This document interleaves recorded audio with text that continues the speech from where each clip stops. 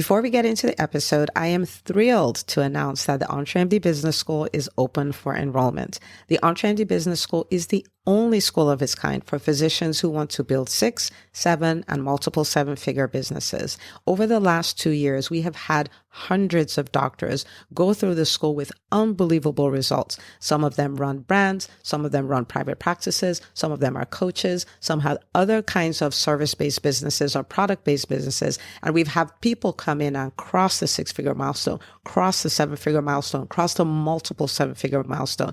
You will be in a place where you'll get the coaching, the community, the accountability that you need to thrive as an entrepreneur, especially in the times that we're in. So maybe you've been following me for a while. Maybe you've been getting so much out of the EntreMD podcast and you've been wondering, how can I work with Dr. Una and the community more? Well, this is your chance. Come join us in the EntreMD Business School. It is application only. So go to entremd.com/business to turn in your application. I cannot tell you how many doctors have made statements like this. I recovered my investment in the first week. I recovered my investment in my bank account in the first 90 days. This is the best investment I've made in myself ever. I want you to have that kind of story, not just a story of building a great business that serves a lot and earns a lot, but having a business that gives you the freedom to live life on your terms. So don't wait any longer. entremd.com/business. And now for the episode. Hi, docs. Welcome to the EntreMD podcast, where it's all about helping amazing physicians just like you embrace entrepreneurship so you can have the freedom to live life and practice medicine on your terms. I'm your host, Dr. Una. Well, hello, my friends. Welcome back to another episode. And we are going to have a really great conversation today. I was reading about the proposed reduction in the physician fee schedule for 2023, which is next year, as at the time of this recording means next year. And, I started thinking about it. I was like, what a world. In a world where there is hyperinflation and where it is so much more expensive to have a team, right? It costs so much more to have, cover payroll and all of that. And we've gone through almost 3 years of a really hard time with the pandemic. CMS comes up with this, and their idea is like in the presence of all of this, like the cost of doing business is so much higher. We think that the most brilliant thing to do is to reduce how much we pay you, right? And so, business is math. You guys know I talk about that. And math is math. So in other words, we just want you to eat the cost of everything. Okay, so many hundreds, probably thousands of practices go out of business every year because it is hard to manage a business with really high overhead and reducing reimbursements. This is before the pandemic. And with everything we've had to do because of the pandemic, running business has just been more expensive. And then with the Great Resignation, what we pay staff has gone up. And on top of that, there's hyperinflation. And our executive decisions, we're gonna reduce that. And I wanted to come on and address that because we're going to respond to that. Okay, there's going to be a response to it. And I thought about 5 different responses we can have. Of course, there's more, but these are 5 because I want you to still be in control. I want you to have a private practice that you love. I want you to still work your cash flow. I want you to still be profitable. And of course, I'm 1,000% committed to your success. So let's have a conversation around it. Okay. So there's a way to look at this. And like I said, there are 5 things I pulled up that you can do. The first thing you can do is you could do nothing. You could make no changes. You could stay angry, bitter. You can complain a lot about it, but not make any changes. And that is the one option that I'm going to say you don't want to take. Okay. There's going to be a lot of conversation about it on social media. People are like, I don't know why this is happening. We should do this. Somebody should do that. You guys know there's nobody like somebody, right?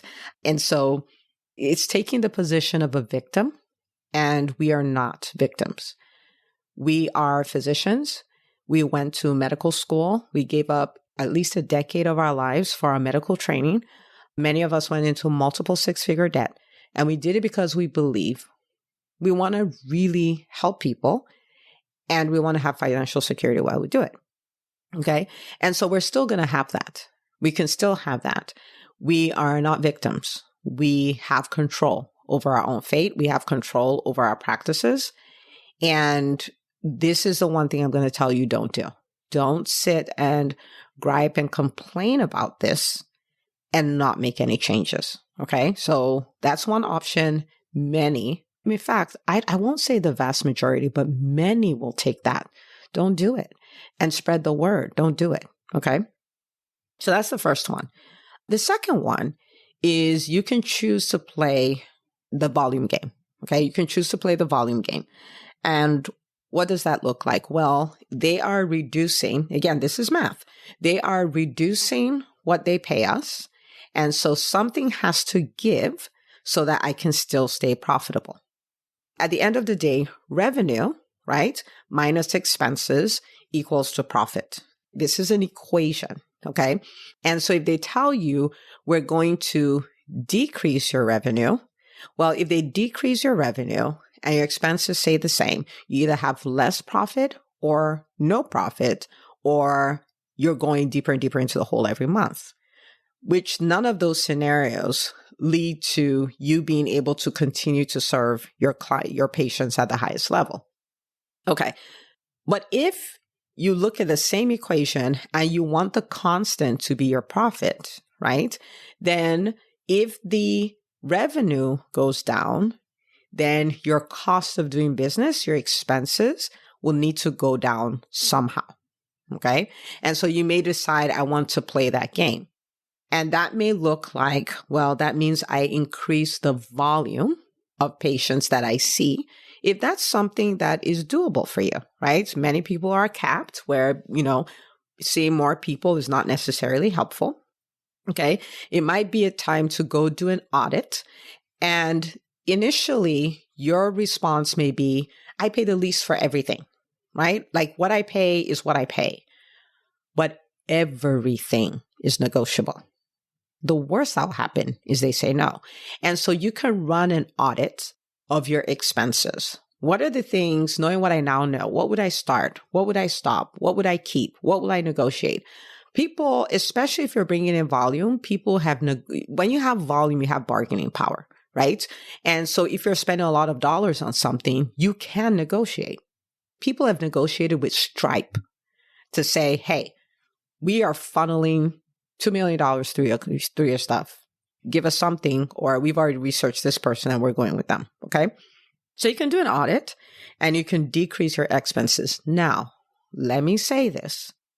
When you're reducing your expenses, you are not reducing things that are required for the viability of your business, right? So don't look at your marketing budget and say, oh, we're going to slash that, except the marketing is not working, right? But if it is, then you should keep it.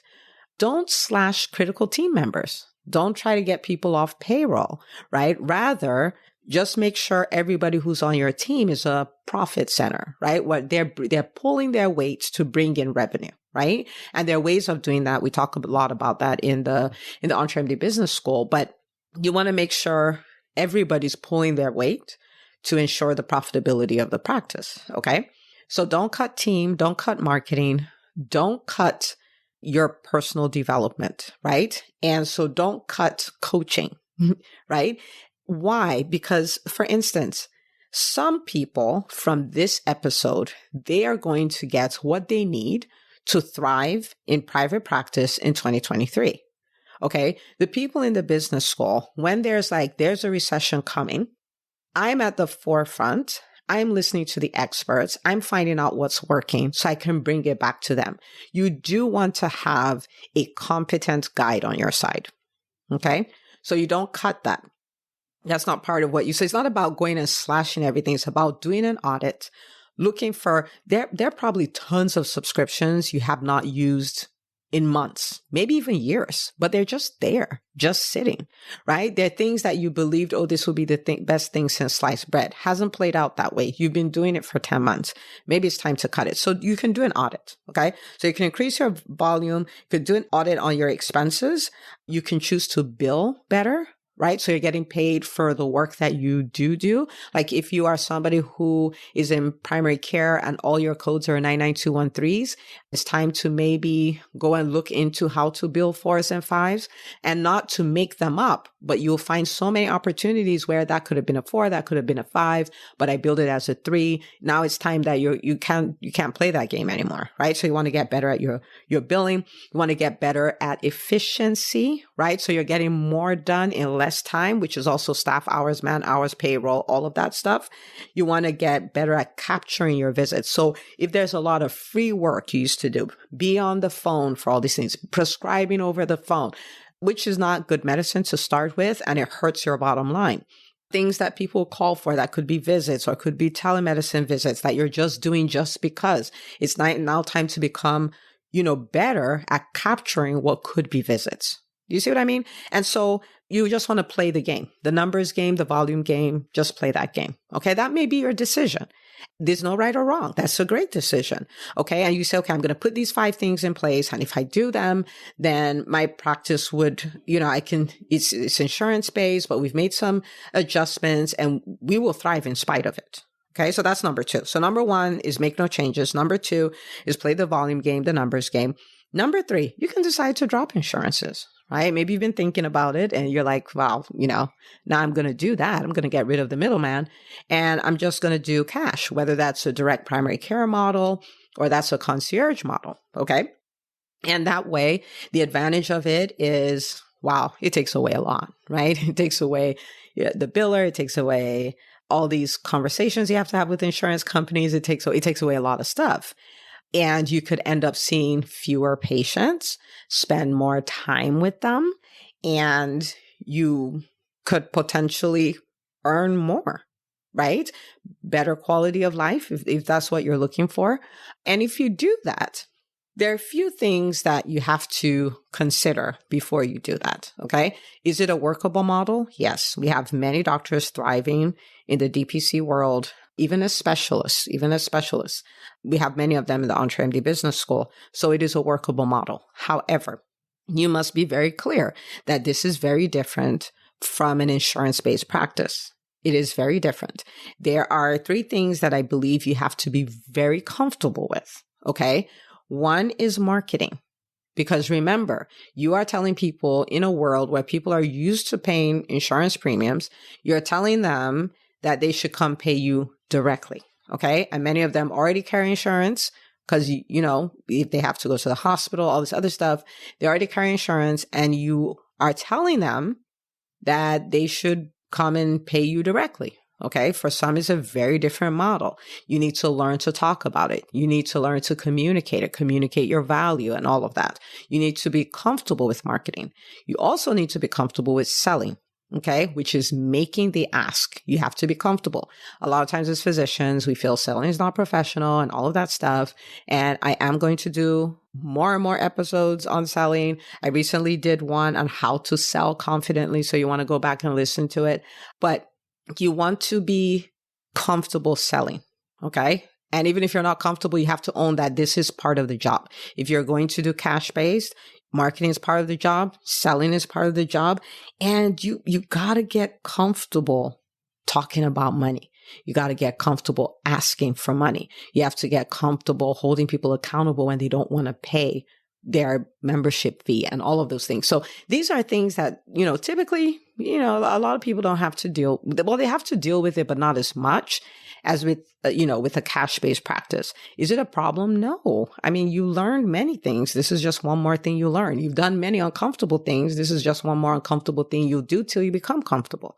Okay. So you can decide, forget it. I don't do insurance anymore, right? I'm concierge, I'm direct primary care, and that's the way I'm responding to this. Okay. So that's the 3rd one.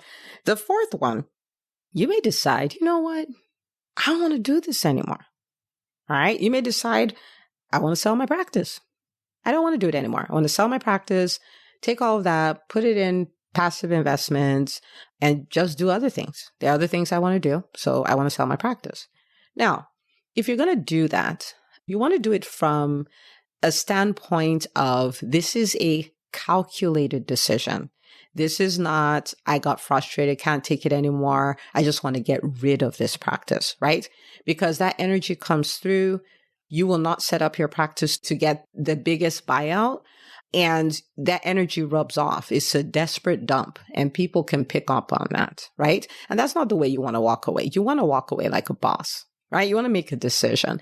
And so what that means is, if you're going to do that, and that's great, that's amazing. If that's what you want to do, that's your calculated decision. You may go like, wait, I was planning to retire 3 years from now, right? So why don't we just bring 3 years closer? That may be your decision, and that is fine. That is totally fine. Okay. So, but hear me. If you're going to do it, you don't want to dump your practice. You want to prep your practice to sell your practice, right? And that means you want to get your books in order. That means you want to build a team that would be there, even if you're not. That means that you want to start distancing yourself from the practice in a sense, so that you can demonstrate that the practice can survive without you, right? And so you want to start doing all of those things. You want to prep it to sell. Now, two things will happen. One, you can prep it to sell and you're able to sell it at a really good price. Or you may prep it to sell, and in the process of prepping it, you've built it up, you've made it more efficient, you've made it more profitable, your books look amazing, and you may decide, forget it, I want to keep it, right? One or two things may happen, but if that's your decision, it's a calculated decision. And then you start working to prep it. Same way if someone's going to sell a house, they stage the home, they do all these things. There's some repairs, knowing that if I can put $10,000 into this repair and it will make it, because of it, I'll be able to raise the house price by another $40,000. So it's like worth it. It's the same way you're going to prep your practice to sell. So not just the building per se, but the processes, the structure, the team, all of that. Okay. So that's the fourth thing you can do. The fifth thing you can do is you can lead an advocacy campaign to expose the foolishness of the things that are happening, right? And to expose it and ultimately reverse it, right? And this is so important because, please hear me, everybody is wired for some kind of mission. Okay. And we evolve in our understanding of what that is. And so we will do it at different capacities in different stages of our lives. For me, I'm very clear that at this stage in my life, my mission is directly towards the physician, to help the physician realize you are not stuck. You are not a one-trick pony. You are not an inferior entrepreneur. We can build the biggest and best businesses that serve the most people and generate a ton of revenue. Okay. I'm like, you can do this. That's my mission. But someone listening to this podcast, your mission may be advocacy. Your mission may be, it's me against the insurance companies. I feel like they are oppressing physicians and I feel like they are hurting the healthcare space. And that's what my call is. That's what my call is. They are going to hear the voices of physicians. We are going to have a say there, et cetera, et cetera. If that is you, I'm inviting you to rise to the occasion. That may look like petition signed. I don't know what that looks like because that is not my area, right? But there's somebody listening. That is your thing. You have access to those places. You have access of how to galvanize people. You have access to news outlets where you can tell the stories of physicians and what is going on. You could do that. If that is you, lead it. Where everybody is looking for leaders. Okay. And we can all be leaders, right? I can be a leader in my right. You're a leader in your right. You probably support me on the EntreMD movement and I'll support you on your movement. But I can't be an arrowhead for that because that is not my mission. Do you see what I'm saying? And so if you're listening and that is your mission, I'm inviting you to embrace your mission and tell us about it and we'll support you because we need all hands on deck in the physician community. Okay. So number one, you can decide to make no changes. Number two, you can decide to play the volume game. Number three, you can decide to drop insurance and go cash and build a cash-based practice. Number four, you can decide to sell your private practice. Number five, you may decide to lead an advocacy campaign.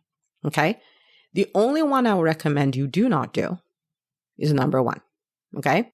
That's the only one I would recommend you don't do. The other ones, it depends on you. It depends on your stage of life. It depends on how close to retirement you are. It depends on your personal preferences and all of that. Okay. So I want to invite you to make a decision based on the outcome you want. Say you're like, nope, I love my insurance-based, insurance companies, we have to work that out and, what's going on with the payments and all of that stuff. But I don't want to go to cash, and that's fine. So you take all these other things we talked about, implement them, and keep your profit margins the same. You may decide I've always secretly wanted to go to cash-based, and this is a push I needed. Go for it. You may decide I've always wanted to sell. Go for it. Not out of frustration. This is your calculated strategic decision, right? And so you're not helpless. Okay. So yes, this is coming. It may not come. Let's say Congress is like, don't do that, right? Because our advocacy people did their job, right? But whichever way, you're in control. You don't have to be afraid when people are posting about that stuff. Well, please link to this episode and put it in the comments so other doctors can see, right? But we are still in control. Okay. We're still in control here. All right. So we're going to go on offense. We're not going to play the victim because we're not victims. So go make a decision. And I want you to take this episode and I want you to share it with every physician you know who's in private practice. And you're like, here you go. Got to listen to this. Okay. Got to listen to this. We are in control. We are not victims. We are still going to thrive even with this, right? And it will get better because physicians are rising. We are not rolling over and playing dead anymore. Things are changing.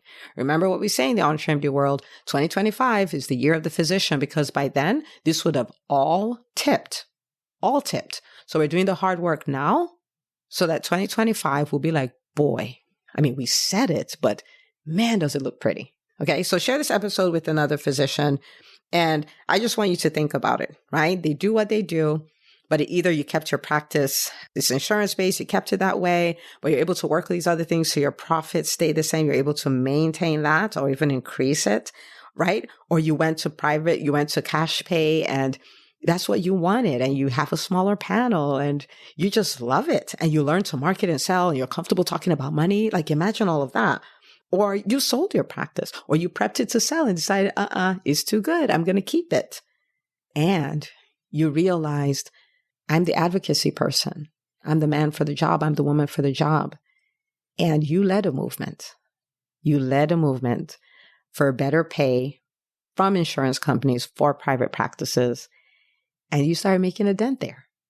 That's the physician community we're in now. We don't roll over and play dead. We respond to things, not react to things. We respond to things. And we're not victims. We make strategic decisions and we change things.